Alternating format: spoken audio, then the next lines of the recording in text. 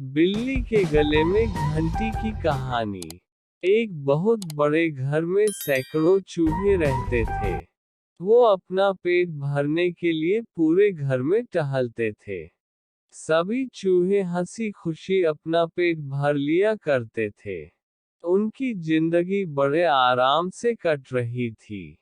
अचानक एक दिन उस घर में शिकार करने के लिए कहीं से एक बिल्ली आ गई। बिल्ली को देखते ही सारे चूहे तेजी से अपने अपने बिल में छिप गए। उसने देखा कि उस घर में तो बहुत सारे चूहे हैं। उसने यहीं रहने का मन बना लिया। अब बिल्ली उसी घर में रहने लगी। जब भी उसे भूख लगती तो बिल्ली अंधेरे में जाकर छिप जाती थी। जब चूहे बाहर निकलते तो बिल्ली उन पर झपटा मारकर खा जाती थी। ऐसा रोज होने लगा। धीरे धीरे चूहों की संख्या कम होने लगी थी। अब चूहों में दहशत फैल गई थी। इस समस्या का हल निकालने के लिए चूहों ने एक सभा बुलाई। सभा में सभी चूहे मौजूद थे। सभी ने कई सुझाव दिए ताकि बिल्ली के आतंक को रोका जा सके और उसका शिकार बनने से चूहे बचे रहें। किसी का सुझाव ऐसा नहीं था जिससे बिल्ली का आतंक रोका जा सके। सभी चूहे बैठे ही थे कि अचानक से एक बूढ़े चूहे ने सुझाव दिया।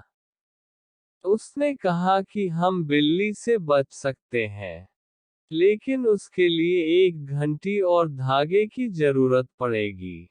बूढ़े चूहे ने कहा कि हम बिल्ली के गले में घंटी बांध देंगे और जब वह आएगी तो घंटी बजने से हमें खतरे के बारे में पता चल जाएगा। खतरा जानने के बाद हम लोग भागकर अपनी बिल में छिप जाएंगे। इससे हम लोग बिल्ली का शिकार बनने से बचे रह सकते हैं। सभी चूहे खुशी से झूमने लगे। सबने नाचना शुरू कर दिया और खुश होने लगे कि अब तो वह बिल्ली के खतरे से बचे रहेंगे। सभी चूहे खुशियां मना ही रहे थे कि अचानक से एक अनुभवी चूहा उठ खड़ा हुआ। उसने सभी चूहों को जोर से डांट लगाए और कहा कि चुप रहो, तुम सब मूर्ख हो। उसके बाद अनुभवी चूहे ने जो कहा वह सुनकर सभी का मुंह उतर गया।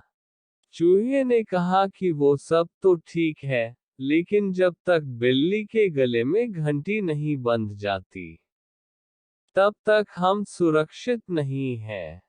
अब तुम सब पहले ये बताओ कि आखिर बिल्ली के गले में घंटी बांधेगा कौन? सभी चूहे एक दूसरे की तरफ देखने लगे।